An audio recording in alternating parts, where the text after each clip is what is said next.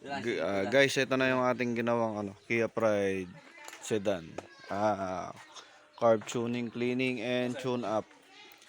Straight 0.8 yung ginawa nating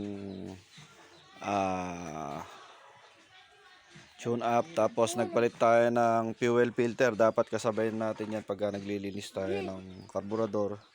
Tapos pinalitan natin high tension wire niya kasi ang nakalagay sa dulo ay tornilyo.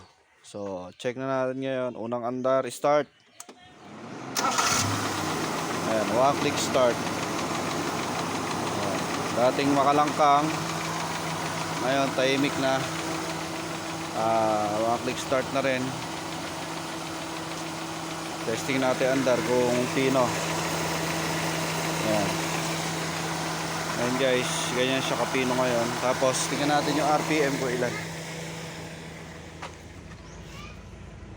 RPM is 850, 900, ganyan. Ayan. Ganyan ako mag-RPM para hindi hirap yung alternator. Check natin pagka nag-aircon. O ilan yung RPM. Aircon.